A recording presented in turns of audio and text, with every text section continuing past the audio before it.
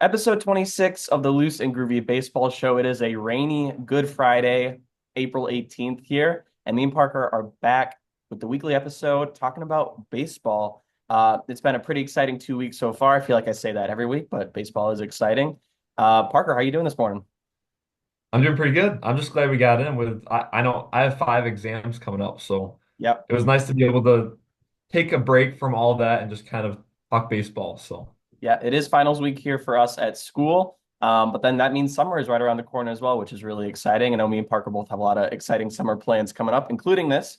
So yeah, we're really excited to get rolling on that and hopefully maybe have just a little bit more time over the summer to spend to this, but mhm. see how it all ends up. But yeah, we're going to talk just kind of baseball today, general topics, nothing really specific for you guys. We're just going to kind of have some talking points. I know me and Parker both kind of came up with a couple of things we wanted to bring up, and we'll see where that leads us today. Parker also told me he has some trivia today, so we're going to give that a go and see how I do. And we'll also just give like a brief run through of the standings and the divisions and kind of where the teams stand as of today. So I'll give it to you, Parker. Let's see what you got. Okay, so this style of trivia, it's an individual player. I'm just gonna give you like hint by hint the stats from the 2024 season, so last year. And just whenever you can just throw names out there. Or if you want to be more conservative and just kind of like save your names instead of just naming every player. Mhm. Um, just do as you please. Okay. I'm going to start off with the first hint, or I guess it's a few hints because it takes a while to even get that like first step. 29 home runs last year with a 797 OPS in the National League. So that's not going to be enough on its own, I'm Yeah. assuming. But just Yeah, no. I would hope not. okay. No. So he's a previous Gold Glover and he's an infielder as well. So I'll give you some time. Maybe I'll set like a timer for like a minute 30, even though usually we don't go too much off the timer. Yeah, so you're gonna give me like a minute 30 to kind of think through that and try and make a guess? Or are you Yeah, saying okay. And then do you want me to just ask for another hint if I get stumped? Or just whenever you want, you can ask for a hint. You don't even have to guess a guy. okay, but a minute 30. Okay. So immediately I was thinking Chapman, but I don't think he had 29 home runs last year. I'm gonna let you, while you're naming off players, just like tell me if it's your actual guess. So just Okay, okay. I'll let you know. I'm just gonna be like a statue now. NL. See, it's weird because the 29 home runs would make me think like 797 OPS seems low. So definitely more of a power bat, but doesn't hit for contact too well, I take it. Or doesn't get on base a lot, but he's good defensively too. Or it was like an outlier year where he just randomly popped 29 and that was like a career high for him. Let's Um, say it was not an outlier year. okay. Uh, Okay. is Go no, ahead. I'll take another hint before I make my guess. Okay, so this should help a lot. He's a seven-time All-Star. 7-time All-Star. Uh, like Arenado didn't hit 29 last year. That was another guy I was thinking about. Mm, Christian Walker, I was thinking, but I feel like he had an 800 OPS. I don't think he was below 8. Give me another one. It was the left side of the infield, so stay on the left side. All right. So third or short. Mm,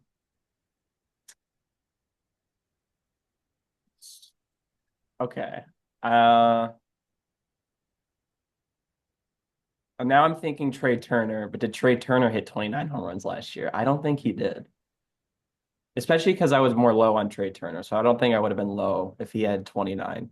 And I think I don't know what his OPS was, but I don't think it was below 8. I would say everything you've been saying, all your justifications for why it's not, trust those justifications. Okay. Don't go back on them. Can I get the division that he plays in? Is that too much? Okay. Mm, Or do you have like another hint that would be like fine? Or should I I'll do yeah, this should be fine. I'll do NL West. NLS? Okay. I'm So not gonna give you the position, but oh, No. Okay. I don't think Muncy's a seven-time All-Star, and I don't think he's won a Gold Glove. That's where I went. Who And I guess, is he playing third now? He kind of switches around. kind of. And then Yeah. Betts did not play short last year. So Diamondbacks, has Suarez won a Gold Glove? Hmm.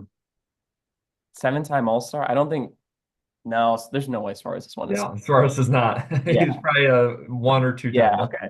Um, I don't even want to think about Colorado. So then is it really?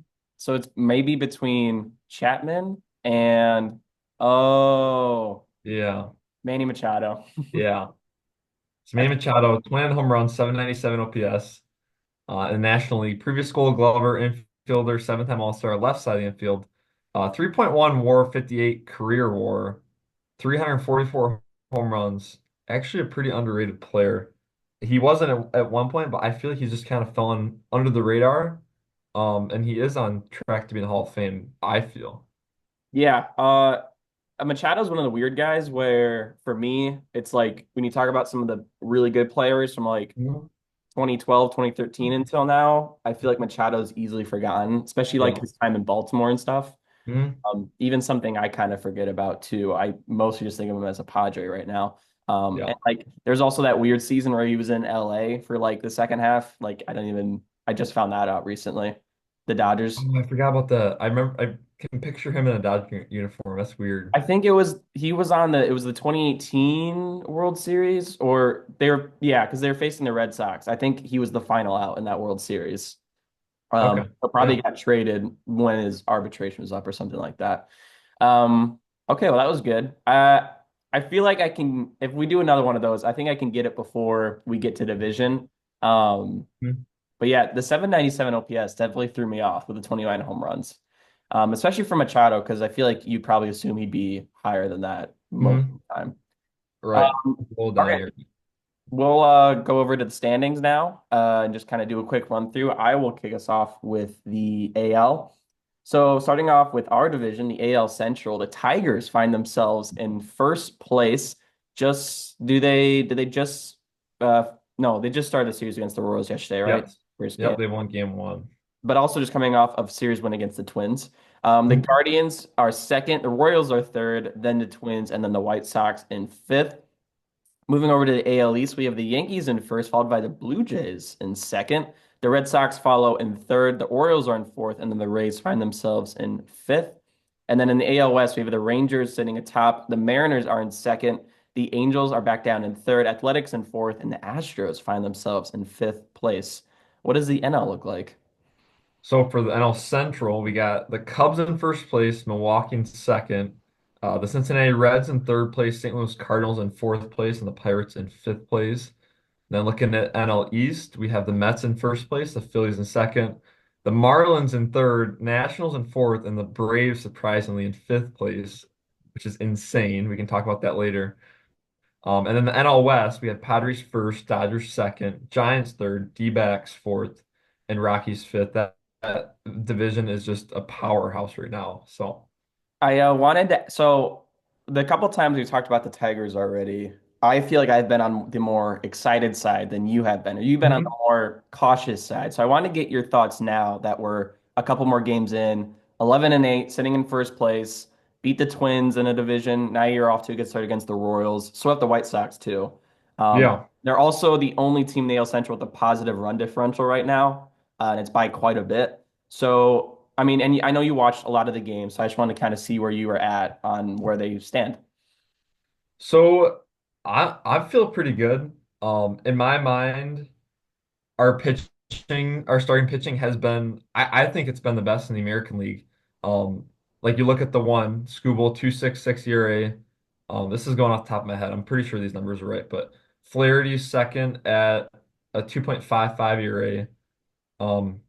For the second starter, and then our third starter, Olson, he's been actually the one that's kind of been down this year a little bit, but he looked great yesterday. 4.5 ERA.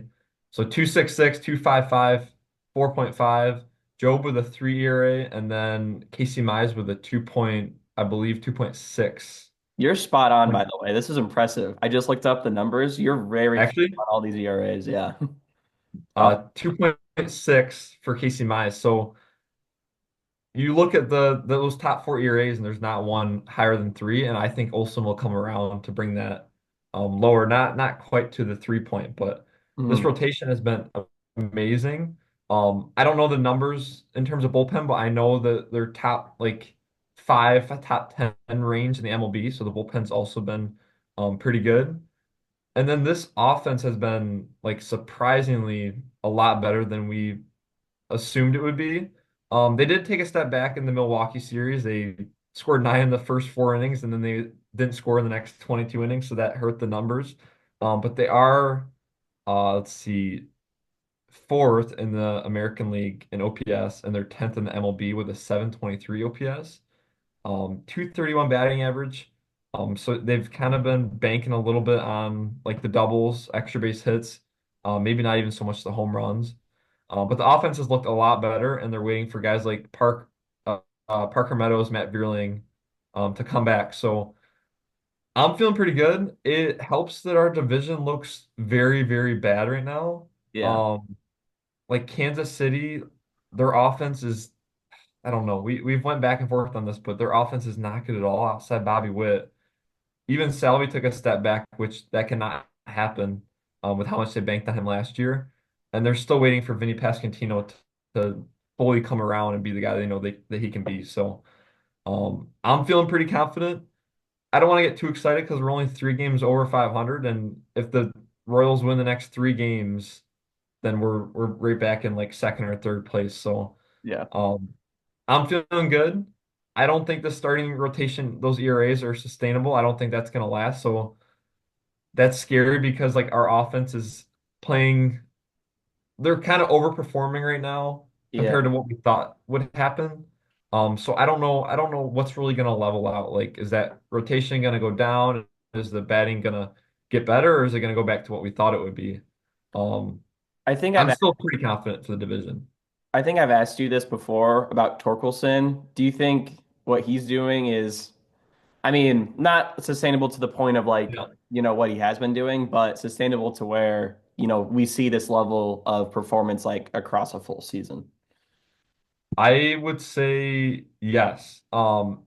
As in like maybe like a 790, Right. 800 maybe Yeah. OPS with Yeah. like 30, 35 home runs, which is a great player. Like that's a lot of production. Right. Um, dude, from this year to last year, and I think most of it is mental. Um, I know he narrowed his stance, which I've heard that's helped a lot. Obviously, the numbers don't lie that it has Yeah. helped a lot, but his approach looks so much better. Like he's spitting on balls that he would never spit on last year. And last year he would like take so many like meaty change ups right down the middle. And this year he's just like depositing them into the seats. So he just looks completely different. He's taking pitches he's never taken. And I don't know, he just battles. Like there's so many times I'll turn the game on and he'll like it'll be like an 0-2 count and he'll battle it to like a 10 pitch walk. And it's like you would never see this last year. So I'm Yeah. feeling good. Riley Greene has looked lost. So can we just have both those guys be good at the same time? That's all I ask. Well, yeah, right. And I was gonna say, like, looking at the numbers, like you're seeing like a Dylan Dingler and a Justin Henry Malloy Hmm. be above average hitters, and then you have Riley Greene, probably one of your more dependable bats, not Yep. be that. So I I I would say that's more encouraging than not because I have more confidence in Riley Greene finding himself back to, what Riley Greene is than Yeah. I would a Dylan Dingler or Justin Henry Malloy like sustaining what they have been doing. But encouraging, like we've said, to like see production from other Hmm. other areas where you weren't necessarily seeing it coming. And Torkelson probably has to be the nicest and like the biggest surprise so far, I think, this season for the Tigers. Um, do you want to just kind of get going and we can kind of keep going back and forth on what we got to say? Yeah, for sure. All I right. can start us off. Yeah, let's hear This it. team is super interesting to me. And this was one of my bold takes that I said the Tampa Bay Rays would my bold take, it's not like I thought this would happen, but like I thought it could happen. And they'd Yeah. have the best starting rotation in the MLB, all the MLB, not just the American League. Um, And like looking at their team now, they're so interesting.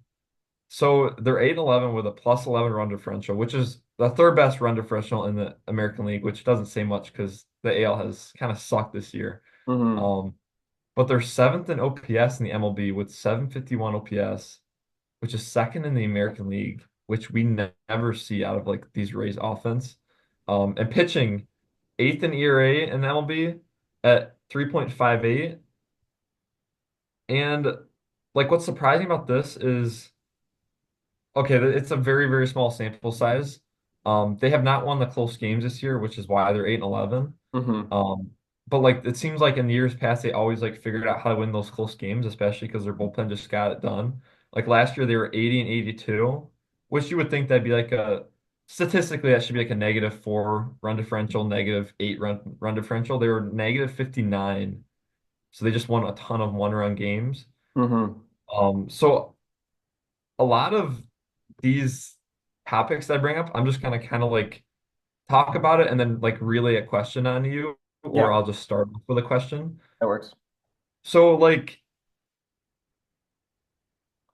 based off these numbers, it would show that like the Rays could be legit. Like, do you think this team, like Shane Baz, here, I'll run through his numbers first before you can answer that, but Shane Baz has looked so good. Shane Hmm. Baz. He's got a .84 whip, 27 strikeouts in 19 innings. Um, he's 2-0, point 0.7 WAR, 2.15 FIP, so you know it's not a fluke. And he's got a 1.42, a minuscule ERA, 13 Ks per nine. Like he looks so good. Yep. And at one point he was a top prospect, but he just kind of injured. He missed all of 2023 with an injury, and then he missed most of 2024. Just has not been able to get out there. In 2021, he broke on to the scene, 2.03 ERA and just a couple in three starts looked amazing, and then he got hurt. Barely played in 2022. Like I said, no, didn't play in 2023. He looks good. However, there is some guys in their team that have taken a step back, or they're not performing as we thought they would be. Let me see real quick. So Ryan Pepio, 4.91 ERA in 22 innings. Did not expect that at all. Taj Bradley, 5.24 in 22 innings. Did not expect that. Zach Littell, like, I thought he was going to be like a solid five starter. He's 0-4. He has the most losses as a pitcher. 5.48 ERA in 23 innings. Yep. So just those guys have not done it. Drew Rasmussen looks amazing. Zero point 0.6 ERA in 15 innings. Has only given up one run. So they're pitching, starting pitching. There's like those first two guys I named, the top of the rotation, Rasmussen and Baz look good, but the two guys that you expected to be good in Bradley and Pepio have not. So I don't know what's gonna happen with that. I don't even know really what to assume. But their offense just it looks completely different from what I thought it would be. Misner and Aranda. Dude, I'm gonna be honest with you. I've heard of Aranda. I've never heard of Misner, and I've hardly ever heard of Jonathan Aranda. But they are like the two of the best hitters in the MLB right now. Yeah. Misner is batting 445 at bats, three home runs, 10 RBIs with a 1.175 OPS. And Aranda is three home runs, 11 RBIs, 377 average with a 1.122 OPS. And then real quick, Jose Caballero looks amazing too. He used to Mm. be just like a stone base defensive guy that could not hit. Yeah. 889 OPS, short sample. And then Caminaro looks amazing. Five home runs, 11 RBIs with an 870 OPS. So like that's exciting to see those guys. I don't know if that'll last. Like, is this team legit? Because I expect Bradley and Pepio to take steps forward and Littell. Yeah. If that happens, like they're gonna win a lot of games this year. Uh, real quick, if you haven't seen it yet, what do you think Christopher Morel's strikeout percentage is? I'm gonna say you're asking it because it's gonna be high. I'm gonna say 45%. Okay, it's 41%, Okay. 41.7%. And he's still got a 739 OPS though. So with Yeah. striking out that much, when you're not striking out, you're hitting the ball pretty well, apparently. Hmm. So, um, Yeah, the Rays are an interesting team, 100%, and like what you spoke to with the run differential and like the offense has actually been pretty like good and like I don't know, I forgot if you listed off like the ranks for hitting, but third in average, seventh in OPS, like they're getting production. Junior Camaro's been like one of my favorite things to see. I think he's Mhm. got 5 home runs already, 869 OPS. He looks really solid. And we kind of knew that he was going to bring production right away, and you kind of saw a little bit of that last year. So nice to see that continued when like other guys you were kind of expecting like a Dylan Cruz to have production has not really been Yeah. producing at all for Washington. But yeah, like really strange to see like a Cameron Misner and Aranda like a WRC plus above 200, OPS above one, like Hmm. very productive batters, and it's a pretty decent sample size at this point. And then, like I said, Christopher Morel has actually not been like a below replacement player. Danny Jansen has gotten off to a pretty bad start overall, but you're seeing something coming out of him. But then, like, your two guys that you kind of were expecting to like lead this offense, and Brandon Lau and Yandy Diaz have been below average. Yeah. So, you might see like a flip of the tables where them two kind of regress, or I guess progress towards their mean, where the other guys regress back to their mean. Hmm. And maybe it levels out this kind of like happy median where the Rays are a pretty solid team. And yeah, the rotation is kind of weird, like you were saying, because your front three all have ERAs around 5, but then you have Rasmussen and Baz who look amazing so far. And the bullpen also has looked like not terrible. Fairbanks is very solid. He's kind of like their closer. Muset has gotten touched up a bit. Mason Montgomery looks pretty good. There's definitely pieces here, and I mean, they're bullpen ERA is 12th. Their whip is 8th. I mean, it looks good. Like it's serviceable. Like Yeah. there's no problems here with the bullpen. The starting pitching ERA, even with the front three being like that, is still pretty good as well. And the Rays are kind of like every time I hear somebody talk about a Rays pitcher, it's like the pitcher has the stuff to do it, right? Like Hmm. the the actual mechanics and like what they have, it's just like really good. It's just a matter of like controlling it and putting it into a good start, which it seems like some of these guys are struggling to do. But like we know what Taj Bradley has, we know what Pepio has, and like you're seeing what Shane Baz has as well. So that doesn't really concern me that much either. And it's only been like three starts so far. Yeah. So I think small sample size, you're still probably gonna have like 15 to 20 more of those. And I think it will go down. And yeah, I think the Rays are definitely a team to watch out for. Something I did want to point out is they've played 10 games against teams that are above 500 and they're 2-8 against them, which, that could be, they're playing a lot of high level teams early, but it could also Mm. mean against these competitive teams, they just can't win. And that Yeah. could be lack of veteran experience, a very Mhm. young team, close game situations. I don't know all the numbers on that, but just kind of looking at that, they Yeah. also Didn't have know that. not won a game on the road yet. They've only played three. They're 8-8 at home, and they've lost all three on the road. Hmm. So you could see a little bit of that, Steinbrenner Field advantage playing for them, where it's kind of short field. A lot of short home runs are being hit there, and it might play to their advantage for that as well, which is good for the Rays. But when you go on the road, you could see some pretty bad splits. But again, it's only been 3 games, so hard to say for that. Um, I'll say I want to say a counter real quick to that. yeah, Again, that obviously we know there's not like that much that goes into like home and away. And both teams are playing at the same stadium, obviously. But I thought it was really interesting this year. There's a little bit of a tangent, so my bad with that. But there's a big like home and away difference. Like a lot of these teams are playing a lot better at home. Like Tigers 6-1 home, 5-7 away. Guardians 5-1 home, 4-8 away. Um, Rangers 9-1 home, 3-6 away. Padres 12-1 home, 3-3 away. And then, like you were saying with the field, the Athletics have been the opposite. They've actually had um, the worst winning percentage home compared to away, and it is at they're 2-7 home and 7-3 away. So maybe it's working yeah. against them in that sense because they're also at that minor league stadium. So I just thought that was interesting. Two and So seven compared to 7-3. yeah, I would. you're more on the side that home field advantage isn't really a thing, right?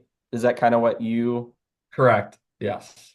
So I would push back on that too and say, yes, they play in the same stadium for the game itself, but the home team plays more games in that stadium, and that I always see that as an effect for the defense too, especially in the outfield. Mm, Playing balls off the wall, knowing how a ball flies in a stadium, because wind also plays a huge factor for yeah.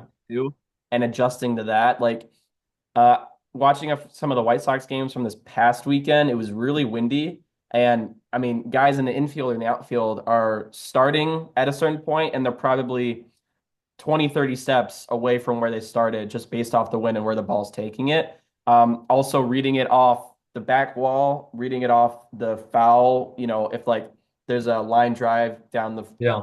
foul line, takes a weird bounce off the wall. How do guys play that? There's more into it than just like stadium dimensions and like wall distance. So I think that is also a factor. Um, I think it is funny. The White Sox have also had all four of their games won at home, and they're 0-6 on the road. And like, Yeah. obviously, they've Exactly. won a lot. But Dude, it's crazy the difference in yeah. all these, every single team. So I guess would you say that like outside of the Athletics, which are kind of the odd one out here, are like numbers like this? I guess the Cubs too are 8-5 on the road, 4-4 at home. Mhm.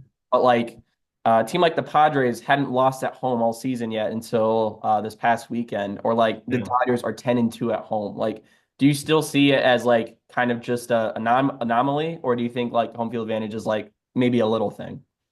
I This is crazy. I've never even like thought about the stuff you brought up. When I think of home field advantage, I just think of people saying that like the crowd is like the advantage. Okay. Like that, which is in baseball, football is different because like the offense needs to hear and like it's loud, so it makes it tough. So like that's pretty like a pretty concrete example. But in my mind, I just thought of the fans, like how much do you get behind the fans, and I just don't think that is much of an impact. Yeah. But like what you were saying, that makes like complete sense, especially in like those tougher to play ballparks. Right. And it kind of made me think about when you're hitting too. Like baseball is such a like detailed game. Like there's so much that goes into it, so many like little things that you have to do perfect to get a hit. Just looking at like the same batter's eye for 81 games in a season, like you got to be so much more comfortable looking at your home field batter's eye and like just the all like your peripherals and just it just has to be a lot more comfortable than just going to like Tigers going to Milwaukee for 3 games in a year. Right. Um, Yeah. so like that's got to play a big difference. And like, dude, it's crazy. I'm just going through all of these, and it's the same like correlation in every division. Like the NL East, 6-1 home, 6-6 away for the Mets, 7-3 home, 4-5 away for the Phillies. Dude, even the Braves are 3-2 home and 2-11 away. Right. So like this, it holds up for like 80% of these teams, which is crazy. So I'm starting to understand, and like with the examples that you gave and that with a batter's eye, like Yeah. it really does kind of make sense. 100%. And like even like I think one of the biggest examples you can look at is like if an NL team goes to Fenway and that left fielder is trying to play the Green Yeah, Monster versus watching like a Jared absolutely. Duran play the Red Monster. That's just he plays 82 games over there, and Mhm. then other guys will play 3 games there and play won't even play 80 games Yeah. Green Monster for their whole career. So like stuff like that definitely I think it makes a difference. Okay, well, I can get us going then and continue our conversation. I wanted to bring up Christopher Sanchez so far. This is the first guy I want to talk about. And one of two pitchers I want to talk about. So far he's got 24 and a third innings, 2.96 ERA, 31 strikeouts, with a 1.15 whip. So something I wanted to talk about. I watched his start, a little bit of a start against the Cardinals. And he got four double play balls again in that game. It Mm. was 6 and a third inning with one earned run. So very good start. And I was like, okay, he's got the sinker, the changeup, the slider, gets a lot of ground balls, kind of like a pitch to contact pitcher, is not going to strike out a lot of guys. Kind of like I was like, okay, and that Yeah. worked for him pretty well. And then he faces the Giants yesterday and strikes out 12 batters.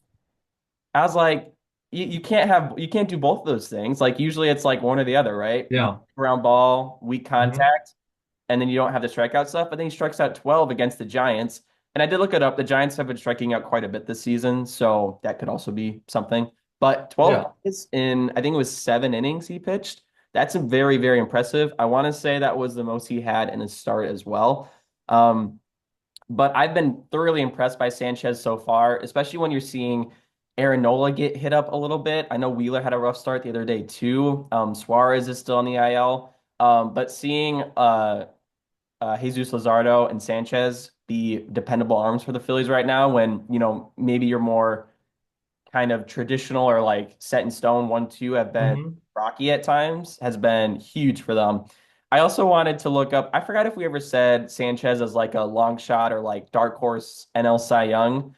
But I want to look at his odds. I think it was updated yesterday. He's sitting at plus 2,000, which is eighth in the NL, which I thought was, Okay.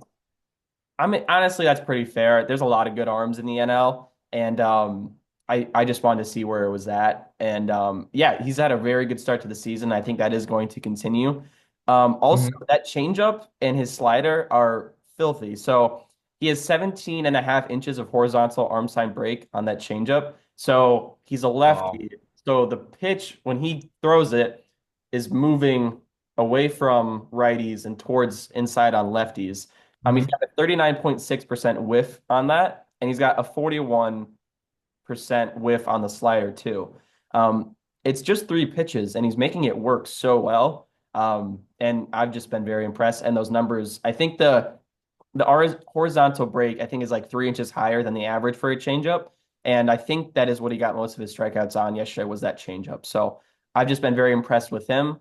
Yeah. It does help he's on my fantasy team too, so I do keep up with him in that as well. And it's been fun to see these starts, and I get a lot of points from it. So it's been very enjoyable. Yeah, what you were saying about like normally pitchers, you don't see the strikeouts and the ground balls. Like I agree. Like usually it's strikeouts and then those pitchers get a lot of fly balls, which I don't know like the physics behind that or like what really goes into that, but that does seem to be the case for a lot of these strikeout pitchers. And he he has like the perfect recipe going. So his ground ball percentage, according to Baseball Savant, all these are Baseball Savant, but 75 percentile, which is still good, 83 percentile in Ks, 85 percentile in whiff percentage, 90 percentile in chase percentage. So just like he is getting so many ground balls while striking guys out, which you never see. Let me see. His walk rate is very, very small, 2.2 walks per nine with 11.5 K per nine this year, which is a 5.17 strikeout to walk ratio. He's just doing everything right. And he showed like he broke out last year, like his true breakout, I would say. He played good in 2023, but last year, 181 innings, 3.32 ERA, amazing. But he only had 7.6 strikeouts per nine. So, like going off of like the pitches you were talking about and the break that he can induce on those, maybe like something even more has clicked on top of last year. Like maybe he's gonna turn into this more of a strikeout guy with good ground ball percentages. Yeah. I will say his only two things that are bad, and they're pretty big categories on Savant, 32 percentile in average exit velocity and 49 percentile in hard hit percentage. However, again, he's known to be like a ground ball guy. You can get by with that. Like Framber Valdez also has those like very bad percentiles for the exit velocities, but if they're just hitting the ball on the ground, it really doesn't make a difference. And for those ground ball double plays, you want the ball hit hard to your shortstop or your second baseman. So that doesn't alarm me at all, and I think he's going to keep this up. I think he should have like the fourth or fifth best odds right now. So Yeah. eighth, some value in that, I feel, but What while you're looking at his savant, what's the his percentile ranking and his extension? Because I know that I think is pretty high. 90th. Okay, so And the fact that he's 6'6" probably helps that a lot. true. And from the left side, that Yeah. must be pretty hard to see coming out of the hand. So I think that helps him too, especially only having 3 pitches. Yeah. Okay. Well, I I have like two questions. Um, not like really big like topics. Yeah. But I'll do my last team now. So the Cincinnati Reds. So my question to you, and I guess a question to myself too. I'll try to answer this if I can. They're a confusing team to me, but will Cincinnati ever get over the hump, or will they settle again around the 77, 82 win range? And when are they going to stop being considered the fun young team that we're just waiting on? Yeah, I mean that in like yeah, the nicest way possible, but yeah. they've always just had this like label, like, oh, they're fun and young, like let them develop. Good. When are we gonna when are they gonna get over that hump? Do you want They're me to? third. I'll keep going. Okay. Sorry. The pause. Wait. They're third in MLB right now with a 3.08 ERA, which the pitching was my main concern heading into the season, and I feel like you would agree for the most part. I know you are going to talk about one of the guys Yeah. later, so I won't talk about him much, but this is not sustainable, I don't think. And they need production out of their lineup because they're 26 in MLB and OPS with a 626 OPS. Gavin Lux leads their team out of players with at least 50 games with a 726 OPS. And I'm just gonna go through, Evan Lux. yeah, surprisingly, the offseason pickup, the huge offseason Yeah. pickup. So these bats have not been good, and this is like most of their lineup. So I got three categories. So my first one is waiting for a step forward from these young bats, but they've shown promising things in the past. Promising to like really good. So Yeah. like Ellie De La Cruz has Right. shown great things. His Savant looks amazing, but his numbers are not like really coming around as much. Hmm.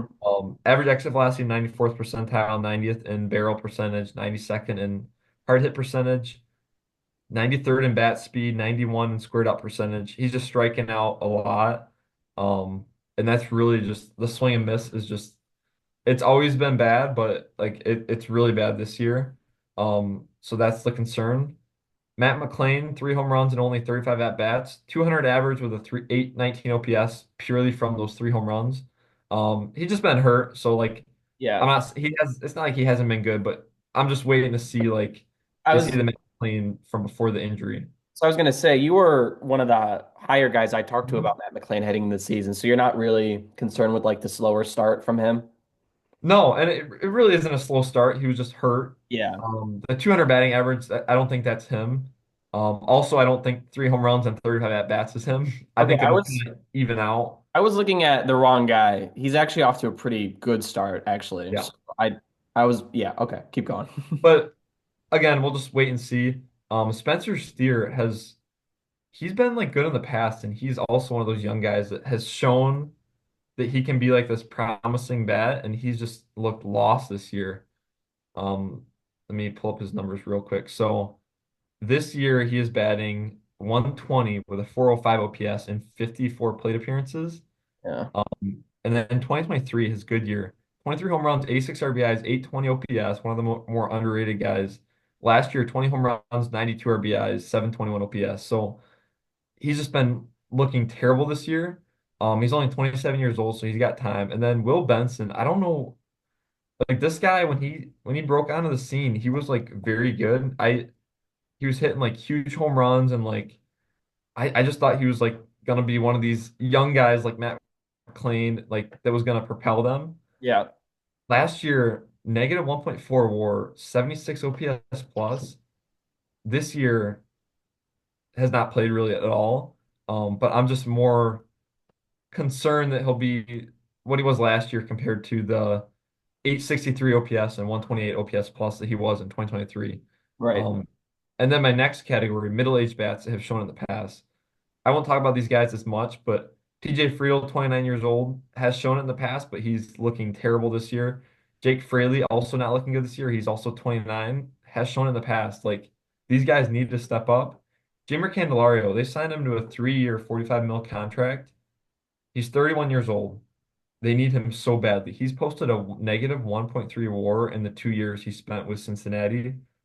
That is not going to cut it at all, especially if you want to with these young guys not performing how you expected them to, like the veteran bats, which is why you signed them to 15 mil a year, like they're just they're expecting you to perform like what they paid you. So Hmm. they need him bad. And then my last two, and you'll know more about these guys because you're more well versed in the prospect kind of Yeah. areas, but these are young guys and they're prospects at some point, but they have not shown it. And this is Christian Encarnacion Strand and Noel Marte, especially. Um, I think you've mentioned him. I don't know much about him at all, Yeah. but like again, these high prospects that they expect a lot of out of, and they're just not getting anything. So not really many bright spots in the offense, which is very scary, especially considering this ERA. I don't think it's gonna settle anywhere close to 308, maybe in the high threes. So they just need production so badly. Yeah. So I will. So I mean, Christian Encarnacion Strand, like, I don't even think he's like a prospect anymore. He's played, I think, almost like 100 games in the bigs now, Yeah. but it hasn't really been good. And I think he was hurt most of last year, but this year has not been good at all. Noelvi Marte was in the Luis Castillo trade with the Mhm. Mariners, and he was actually once a very touted and highly regarded prospect, if I remember correctly. Uh, Yeah. yeah, and I think what you're talking about is I made a joke. I saw he got brought back up because I think somebody got hurt or I don't know. They brought him back up and I was just like making fun of him and being like, oh, that's not good. Because like he was really bad last year. And I was just like, well, that's probably going to continue this year. And it has, to be honest. It's only 8 plate appearances, but it's not good. Um, I will say it is encouraging to see the two kind of big guys they got, and Trevino and Lux have been some of their better hitters this year. Um, Yeah. Trevino, I love that get so far, and the contract extension on top of that, he looks really good. Seeing the bat be there on top of like what we know is really good defense is Yeah. really nice, especially with Stevenson on the bench, or I mean on the IL. Um, who's got the one? Austin Hayes is here, more of a He's blue looking good. guy. But like, maybe that's you consider getting him more ABs. I know it's very heavily, his splits are super like lopsided, but Yeah. if you're seeing what you like and nobody else is really showing it for you, maybe just, see what he can do against, I don't even know if he's a righty, so see what he can do against righties, as opposed to just using him against lefties. I'm going to talk about Hunter Greene a bit, so I'll save it for him. Brady Singer's looked really good. That has been really encouraging for me, Mhm. along with Nick Lodolo. Lodolo's been a guy that like, it's kind of like what you said, and I think what you said is like so good. Like waiting for them to not be like the young and exciting team and like making that next step. Like, when is that going to happen? Yeah. Lodolo's kind of fit into that category, and that comes from like health issues, like a lot of health issues, and also just like not being that good. But 23 innings at a 2.31 is pretty good so far. I watched a bit of his start against Milwaukee, and it looks solid.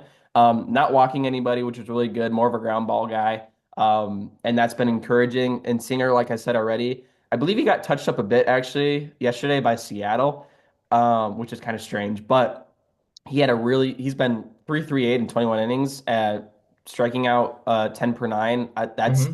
very good for a four right now. And yeah, the rotation honestly is strong, and now having Hunter Greene as that like solidified ace is really, really solid. I didn't check, so Andrew Abbott has also been super solid the last 2 years, and he only threw one start, which was good this year. yeah, so But like it's really shaping up the yeah. rotation. But like kind of speaking to what you were saying, I'm looking at the Fangraphs ranks. So starting pitching ERA, they're second, they're first in WHIP, their bullpen, sixth in ERA, seventh in WHIP, but then the hitting, Mhm. 27th in average, 25th in OPS. So it's so tough to say. And like it's so good that the rotation's doing so good. And then you also think about some of the guys they could bring up this year with Rhett Lauder, who I think is hurt right now, actually. Chase Petty and Chase Burns both could probably Yeah. Burns more likely than Petty could be up. But adding to like another iron in the fire for a really strong young rotation already, especially if you're gonna expect like a Lodolo to go down again, maybe, or Yeah. any of the other five, having those guys waiting is really nice. And then like maybe you hope Tyler Stevenson can, when he's back and healthy, he can be like his. He's definitely more bat first of a catcher, and maybe that can help you out as well. But like looking at the standings, like they're sitting 9 and 10. They do have a positive run differential, which is like Yeah. encouraging. Um, like so, I guess I'll flip a question back. I didn't even answer your question. What was your original question? So do they get over the hump this year, or do they just settle in the 78 to 82 win range again? The I National would League's tough, so you have to take that into account. Like the NL is no joke this year. right, and Okay, so I'll answer that before I flip it back onto you. I would say no, they don't make that jump. They need to add somebody else to this offense for me to have any faith in it. Yeah. And like Ellie has not been like amazing to start, but like what do you even think his like ceiling is? And that's more of like a rhetorical question, but like okay, like we kind of like Ellie also falls into the same category of like, he's young, let him have fun, like okay, Hmm. strikes out a lot, he makes a lot of errors, but like Yeah. and he's like steals a lot of bases and like, he's got the power, he hits from both sides, like he's so electric. But like Hmm. so far he's got a 714 OPS and 94 WRC plus. Like it's fine, but for what you're touting Ellie to be and kind of like the superstar of this team, that's not superstar numbers. Yeah. Um, and yeah, like you were saying, like right now there's four guys that are below replacement level on this team, and they're just not getting that production that matches up with what the pitching is doing. So I would say unless, they make a splash, they make a big move, they're not getting any help from the farm system this year. I don't see them breaking through this season. And then I would also, I mean, you can answer that, but I would also say like looking at the division itself, I think the Cubs, the Brewers, and the Cardinals are all better teams than the Reds right now. So I don't know what would you say to that? I I think the Cardinals are overperforming drastically. I wouldn't say the Cardinals, but I would definitely say Milwaukee and Chicago have a leg up. And even if you add like a solid bat, I still would probably give those two the edge just Hmm. because they've shown it in the past, especially Milwaukee. Milwaukee's always shown it. Um, yeah, I don't know, dude. I also agree with you. I think they'll settle. I think they're gonna have like 80 wins this year. Like I don't think there's gonna be anything special. And even if they add a bat, I don't know. I think they need more than that. I just don't see the starting pitching being as good as it is. I think it's gonna be good because they're all showing really good signs. But 3.08 ERA is crazy for looking the outlook ahead of the season before this year. But so I guess real quick, is this the year like? For them to stop being considered the fun young team that we're waiting on? Like, is this the last year for that excuse, or is that excuse gone already? Um, I think so. I wanted to see Ellie I think he starts arbitration next season, so I still have 4 more years of Ellie, Mhm. presumably before he goes, because like I doubt the Reds are going to sign him unless they extend him now for cheap, but that's probably not what it's going to be.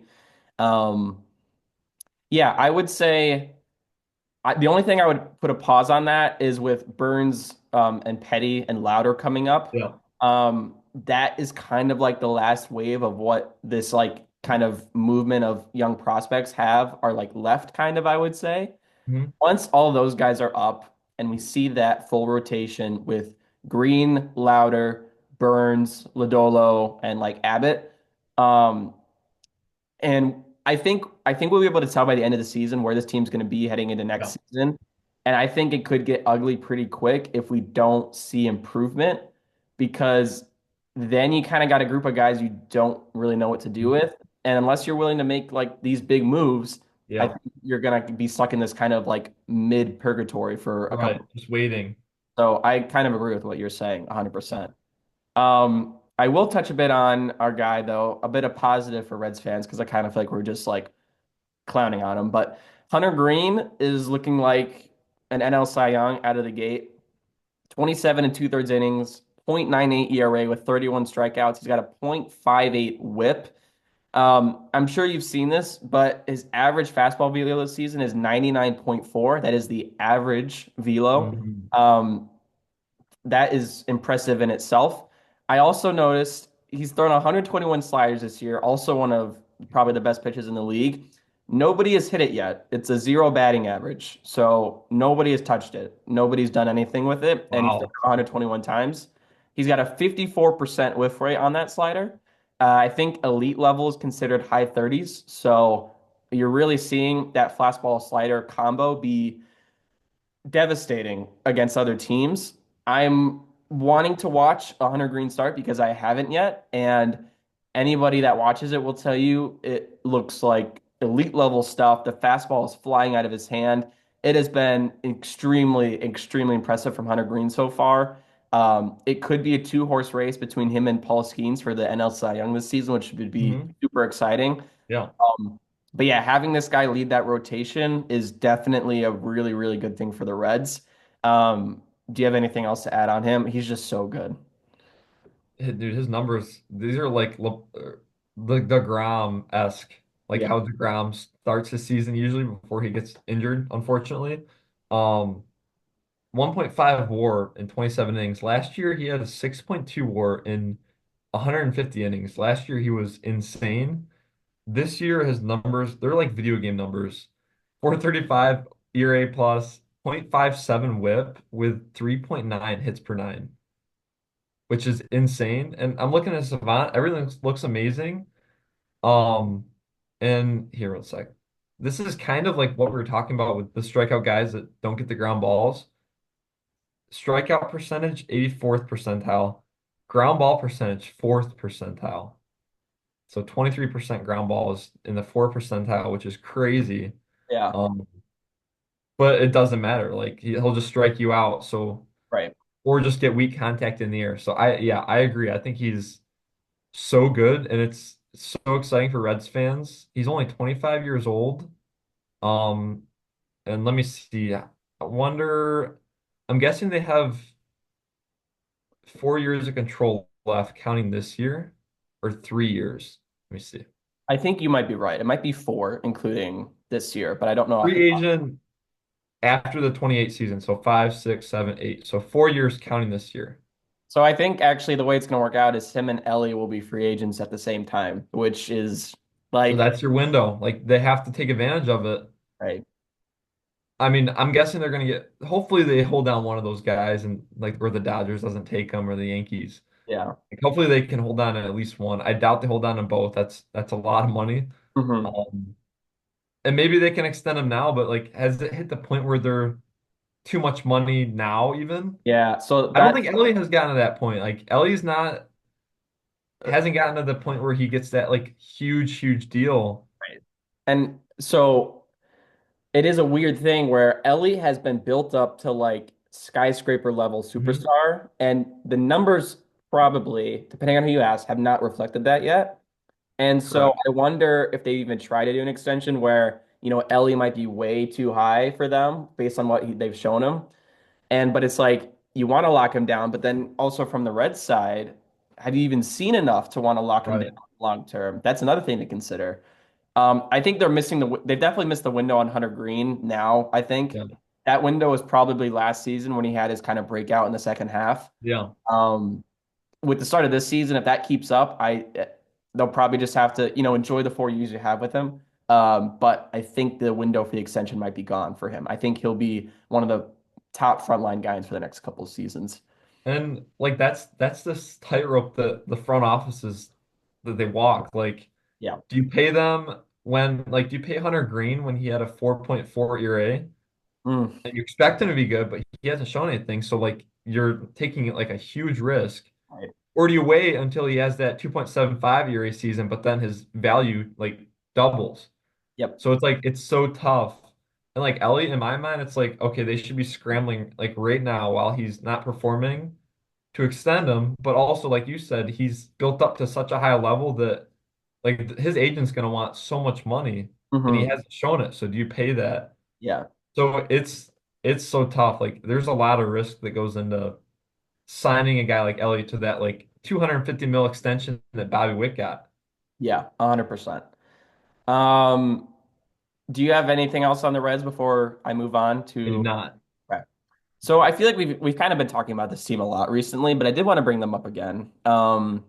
So the Seattle Mariners, they are winners of seven of their last 10. They swept the Rangers in a in a three-game series. They also took two of three from the Reds over this past week, or yeah, not weekend, past week. Um, During that time span, they had 148 team WRC plus. That was first in the entire MLB, so about a week worth of games. Cal Raleigh has been insane. Hmm. He's got Best six catcher home. in the league, number one. Yeah, and especially when you look at William Contreras' numbers this year, I think Yeah. my argument is definitely getting supported to that. He's got six home runs in that time. He's now second in the MLB with eight, right behind a guy I'm going to talk about later too. I think he had 2 home runs in a game, and I know he had one yesterday too. He's looked Yeah, really he's on my good. fantasy team. He's been Yeah. carrying me hard. Um, and it's kind of like traditional rally numbers where the average is low, but the slug is really high. Hmm. 8 home runs already for him after the big extension. Really happy to see that. It also fits my agenda, so I'll Yeah. talk about it as much as I want to. Hmm. Even a guy like Randy Rosarina, he got off to a bit of a slow start, but had a really nice last week. 2 home runs, 10 RBIs, 1.258 OPS. And obviously, those are kind of like inflated numbers. It's a bit of a shorter sample size, but I guess my point would be, you know, in this 7 week stretch, you've seen what the Mariners offense can kind of look like. And I guess I'll keep going, but something to think about for you and to kind of answer is this a thing where it's just like a random fluke like week for the Mariners offense where, yeah, they did good, they had a good showing, and it's just going to go back to what it has been? Or are you starting to see pieces that are becoming solidified in this offense that you can count on over a full season? And while you're chewing on that, I'll kind of give you a few more numbers. So Dylan Moore, I was looking at, he's a 206 WRC plus so far this season. And I went back to last year, he had a 2.4 F4, kind of a utility guy, looks pretty good, puts up decent numbers. That's kind of a nice piece you have. Jorge Polanco this season has found something again. I know we were kind of questioning re-signing him, but he has 188 WRC plus to the tune of a 982 OPS. Um, that he looks really good so far, and that's definitely a surprise for them. But that's another guy you could probably throw into, okay, it probably won't be a 188 WRC plus. It definitely won't be. But can you rely on him to be like a 20 to 30% above average hitter? I think they would definitely take that. And then I looked overall on the season, and these could be a little inflated just from the last week alone, but Seattle ranks ninth in team WRC plus so far this season with a 112. So Mm. they're 12% better than average for the full season so far, that's pretty good. And then the Yeah. 15th in team ERA with a 3.92. And I also wanted to mention this is all while Julio Rodriguez has been bad. Like, Yeah, that was not, my point. he's not been good at all. I think he's Hmm. near a low 700s OPS right now. 680 with a 187 average. Right. So, like, and we saw this last year from Julio where he got off to like an atrocious start, and it Yeah. kind of sucks to see he's doing that again now. But it is the narrative that the Mariners don't have an offense has not been true so far this season, and the Mhm. numbers will tell you that. And between like the guys I talked about, like Randy and Dylan Moore and Raleigh and Polanco, and not even including Julio in that list, like maybe you can kind of start to see something here with this offense, but it's Yeah. hard to say because like you've seen bits and stretches of the Mariners be good, and then you see them fall off a cliff at times. So really the question is how sustainable is this, and is it sustainable over a full season to help them fight for playoff contention? Looking at their record, they're 10-9, so they're above 500 for the first time this season. They've won 7 of their last 10, like I said. Run differential is -2, so. Actually, no team in the ALS has a positive run differential. That's actually the best clip in the ALS right now. But yeah, what are your thoughts on the Mariners? Because I know one of your bold takes was win the Mhm. pennant. So but then you kind of backed up on that and were a little more on the cautious side. So kind of after listening to all this, where are you at on that? I I don't think this is just like a week thing and then they're gonna go back. Like the guys that you named, like these are guys that you expect to be good. Like Cal Raleigh, like you were talking about, you expect that low batting average and high slugging. That's exactly what you're getting. He's been amazing. Polanco, you expected him to be good last year. He wasn't. This is more the guy that they expected. He's been amazing. Rosarina, this is the guy you expected, like the 866 OPS. Um, I will say, with Dylan Moore, I love the breakout. He's been above average the past 2 years, 106 OPS plus each last 2 years. Usually has a really low average. The breakout would be huge for this offense. Like a guy you don't expect to be that great on offense to have this breakout, 4 home runs, 6 RBIs. You were talking about his stats. Amazing. Julio, it honestly makes me more confident that they're doing this and he's been bad because like he's got to return to the guy that we expected, right? Hmm. He I has to. They signed him for a reason, I think, and we've seen it. It comes late in the season sometimes, but you know it's there. You know it's there. You just Yeah, can't find it. So right. And I expect him to get a lot better.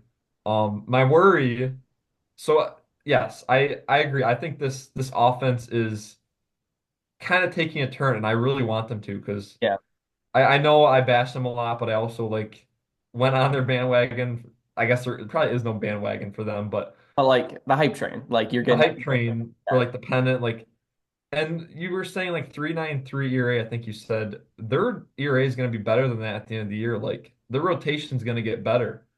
They're yeah. going to get Kirby back and like, yeah, And it's weird to see like they're middle of the pack pitching team right now, which is like that's not yeah, Mariners baseball, which that's is not going to hold up. It's going to get better. yeah, so strange. And like I know like I think last week or whatever we did the episode, you were touching on that too, where you're not seeing like for sure like quality Mhm. starts every day from these guys. Logan Gilbert has still been excellent, but like Yeah. Dio has not been great. Bryce Meller looks okay. Brian Wu does look really good. So Yeah. like yes, you have like a really good three, but we talk about the Mariners having like a really good five. Hmm. And Right. so and I think over the season we'll see that get better, but like to Mhm. what you were saying, I 100% agree with that. Yeah. So if this offense holds up and that pitching gets better like we expect it to, they're gonna make the wild card and they could definitely win that division. I have one worry. And I'm not saying all the worries about the offense go out the window. I Yeah. still am very worried, and I don't know if it'll hold up, but I'm getting more confidence in them. I will say their lineup gets very thin, very, very fast. Yeah. So it goes Cal and Randy, and then Jorge Dillamore, like they're doing good this year, but they were not great last year at all. Julio, and then like where do you go after that offensively for production? Like Right. it gets very thin, and if Raleigh isn't gonna hit 8 home runs and 11 RBIs in the first 19 games, Not doing much like, else. where's this offense sitting? Like if he gets injured or something. Well, So that's my worry. and Cal's value lies in his power and his slug. And when you And his take that defense, away, but yeah. and his defense, yes. But like offensively, which is what we're talking Mhm. about, that is where his strength is. And when you take that away, you have a below average catcher. Like I think Yeah, that's fair to say, which is sucks, but yeah, that's just the nature of the game, nature of how he plays. Like that's what it is. And you see the peaks of that, but then you also see the downside of that too at times. So we're seeing the peak of it right now, and it's fun to drink that Kool-Aid juice and think about what that could be. But you also know what it could be, which is not great. yeah.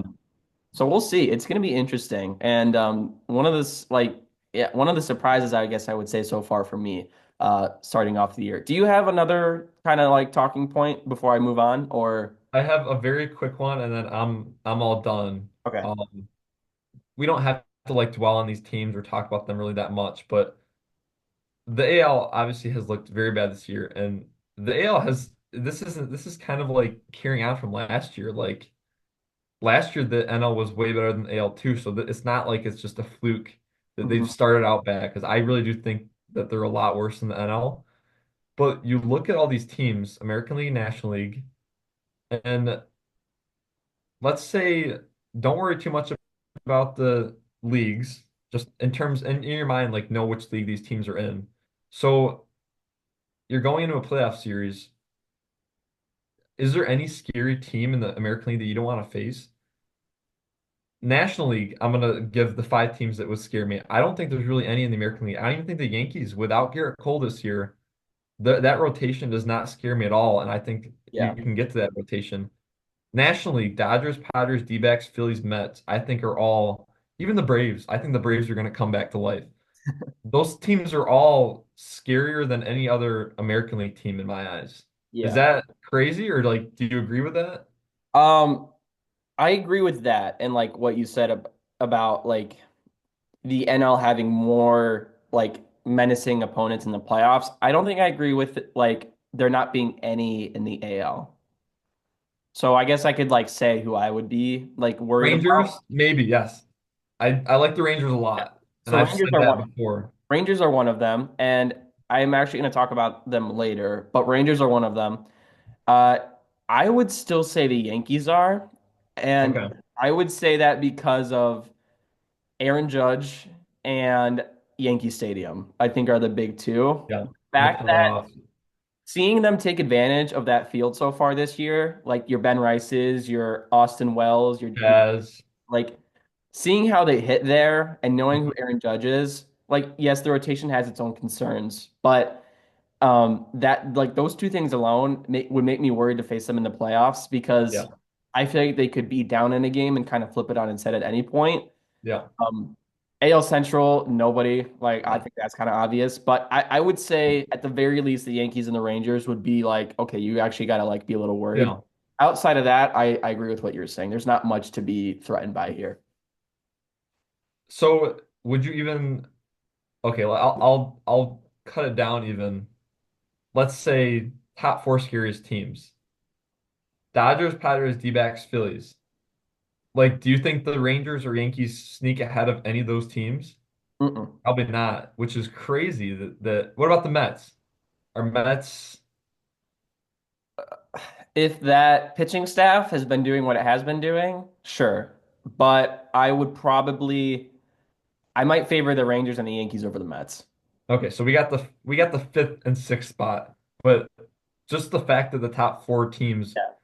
in both Well, the rise, the scariest teams are NL is it's crazy. And I hope an AL team really kind of pushes ahead. Like maybe the Rangers push ahead. But the Rangers have a what is it? Let me see real quick. -11 run yeah, differential just right. from the Cincinnati series where they The Rangers offense has been bad, like yeah. honestly. And the crazy thing is you can make the argument right now, like a very valid argument that the NL West is better than the entire American League. Yeah. Like I'm not like The top seriously. the top four teams in the NL West, they have the top four records in the MLB. Yeah. Like the fourth best team, the Diamondbacks, are tied with the two best teams in the American League. Right. And you could Nuts. probably say the Diamondbacks are a more complete team than those top two teams in the American League. I would say yes, definitely. They're a lot scarier in my eyes. So, Um, Real and quick, we are so sorry if you're a Rockies fan because you are gonna have this is so rough. You have to play so many games against these good, really good opponents. I don't think the Giants are scary at all, but they're still a good team. Like yeah, yeah. This Rocky team could be. I think there's a chance that they have a worse record than the White Sox just because the White Sox played in like a an okay to above average AL Central. This could be the best division ever, this NL West division. So, okay, fine. Looking at it from just a pure team perspective, who's worse, the Rockies or the White Sox? That's the conversation now. Who's the worst team? I think the Rockies are worse. Okay. Okay. Yeah. Do you agree? I don't I know. I don't think know. I think the I think the White Sox could be better than the Marlins. I know the Marlins are playing okay right No. now. No, no, no. The Marlins have such a different vibe going on. Like, and maybe that's just like that's wrong to go off just like the vibe or whatever, but Yeah. like the Marlins are at such a different point. I don't know. Maybe. I can see where you're coming from. The White Sox offense really needs to pick it up because the rotation and the bullpen have actually been fine and like pretty good. The offense is just not serviceable right now to any extent. Nobody's hitting well on the offense right now. And Yeah. like even like a Roth, he's just getting on base and like hitting some singles here and then. Like that's it. We're not Yeah. scoring a lot of runs at all. And it really is the rotation and the bullpen that, kind of keeps us in games, but even then it's still 4 wins. So I'll it's say real not, quick. I maybe it's just because you're a fan. I keep up with them more, so I'm a little more optimistic. But White Sox 566 OPS, which is the worst. Marlins 700 OPS, which is the 17th best in the MLB. And then real quick, I want to do the pitching. I'm assuming it's got to be the White Sox better, but let's see. Um, White Sox have the 22nd best ERA at 4.26. Marlins have the 27th at 4.61. So that offense probably does trump for the Marlins over the White Sox. But I'm not kidding when like I say Roth is the only guy I look forward to taking ABs right now. and Benintendi when he's healthy. Like that's it. Like you can look Hawkman. Hawkman looks good taking at bats, but yeah, yes, when Talkman, he's fair healthy. enough, fair enough. But outside of those three, and like, three maybe is even a little generous, like there's nothing here. And you can look at the numbers. The numbers back that up. These guys are not hitting the ball. I mean, There's no ounce of excitement in you when Lou Bob steps up to the plate, Luis Robert. not anymore, surprisingly enough. That's Like bad. he's bad. Like he's a bad player right now, which is weird to say, but like, and I know we like always talk about like, he's got the stuff in him, like it's still there, but like show Yeah. me, right? Like I haven't seen that. So that's just how it feels for me when I watch these games. So I won't go on. I've talked about them quite a bit recently, so I'll save my word on that. But I just have a few more players here, and then one more team, and then we can wrap it up.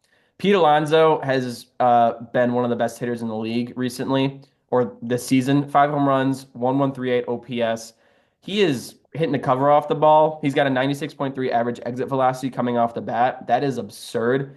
In 30 off-speed pitches, he's got 100 average exit velocity. So, he's hitting the fastball really well, but he also is hanging on to the off-speed stuff too and just hammering it.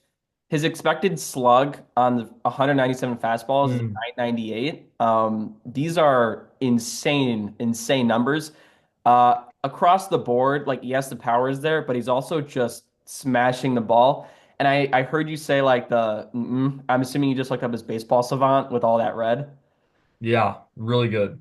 It's crazy to look at so far to start the Look season. at his spray chart too. The spray chart looks good. Like that's you love when a player hits it everywhere. He's just one of the most complete hitters right now. And it's so much more than just like the 40, 50 home runs. Like he is hitting it just well and like very good. So that's really good for Met fans. Well, actually, I don't even think it is really good for Met fans because he signed a 2-year deal with a player option in He's 2026. out. Be prepared to get a huge contract for Pete Alonso. Holy cow. Especially I'm happy for him with how much he got ragdolled around. right. I'm happy for him. He's gonna get. He's It's not gonna be a huge contract because I he would mean, have already got a decent one, I feel. So people are already low on him, but if he puts up any numbers close to what he is, look out. yeah, well, yeah, like what you said with like everything that happened this past offseason, and this kind of felt like just like a comeback cheap deal for the Mets. Like really, it is a prove it contract, and he's proving it 100%. And I feel like that's got to like that edge, is definitely contributing to this. And Mhm. like, I'm going to prove I'm one of the best first basemen in the league. And he's done that so far because he has Yeah. been throughout these first, 20 or so games. So really exciting to see from Pete. And I hope he gets paid at the end of the offseason. And it probably won't be with the Mets. So that'll be interesting too. Another guy, Tyler Soderstrom. Would you have guessed Tyler Soderstrom was leading the league in home runs on April 18th? No, that's insane. That's awesome though. I just watched him annihilate my White Sox. He hit 3 home runs in that series. Two of them came in Mm. the same game. He's got 9 home runs, a 1.095 OPS. Another guy, like exit velocity king, he's just hammering the baseball. He Yeah. also, I noticed, he's got a 4-degree increase in his launch angle, which is probably helping the home runs. I know he's made some mechanical adjustments, some swing adjustments. I'm not going to dive into the details of all that and pretend like I know what that does, but I know the adjustments have been made and it is pretty evident that they are working. 9 home runs this early, like he's well on pace for 30, 35, and very exciting for Ace fans. That could be another guy with like, they locked down Rooker and Butler this offseason. Yeah. You also had Severino with a 3-year deal, like starting to shell out more money. Soderstrom could be a guy that I don't even know what his team control looks like over the next couple of years, but he could be another guy where, you're looking ahead towards Vegas in 2028, I think it is. And he could be one of those key pieces on opening day in Las Vegas in that new stadium where, Yeah. that kind of exciting young group of guys that they're starting to form. He's kind of, pushing himself into there. Mhm. So that has been awesome to see. That core of three that you named, Rooker, Butler, Soderstrom, is that could be super solid. Mhm. I don't know if we talked about last week, but Rooker had a very slow start. He's picking it up a lot. That's OPS already up to 7.7, 5 home runs. So he's gonna go right back to what he was last year, maybe a little less, but it's still a phenomenal player. Um, and I agree, like 9 home runs, if he stays healthy, there's not a doubt in my mind that he'll get to 30. even like 35. Like the pace is insane. Yeah, I forgot. I saw what the pace was. I think it's in the 70s right now, which like It's obviously got to be. Yeah. not going to happen, but like that's what he's doing right now, and that shows you the kind of level he's playing at, and yeah, just absolutely insane. Um, I will get us on going then. I have one more quick kind of final point here. Talking about Texas, a team we kind of also been talking a lot about too. But I wanted to touch on the rotation. So the offense has been pretty bad. Marcus Simeon is one of the worst hitters probably in the league right now, qualified hitters. I think his OPS is in the 300s right now. He's been like terrible. Mhm. Seager's been pretty good. Jock Peterson Oh, actually might be oh, probably the worst hitter in the league right now. I think yeah. That's uh, the word. he's very bad. 3 for 50. Yeah, I don't know what's up with him.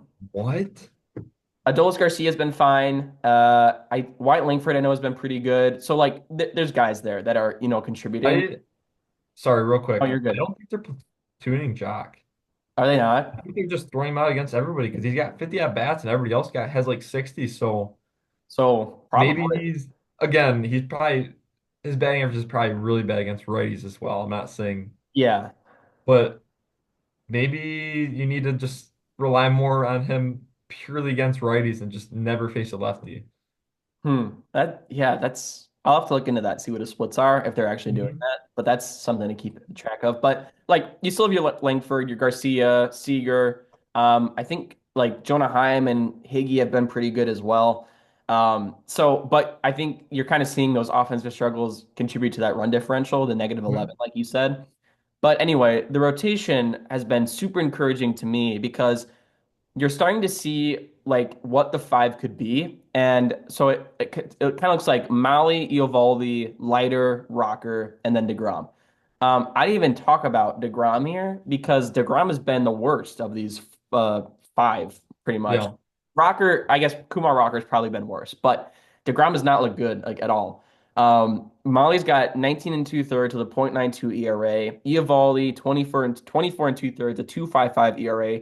Leiter's on the IL with that blister, but in two starts, he's got a .9 ERA, a 2.30 xFIP, so even the underlying stuff like him. And then Kumar Rocker, you might see the 6.38 ERA, and it's like a little concerning.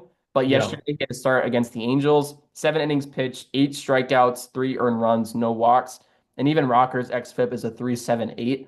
So over time, I think Rocker's going to be more yeah. kind of steady and a lower number than a 6.3. I think it was one pretty bad start, or maybe it was two. I'm not 100% sure on that. But like rotation was like one of my bigger concerns heading into the season, and like what does Mhm. that look like? And you can really start to see it now. Eovaldi, seeing him get off to like a really good start is awesome.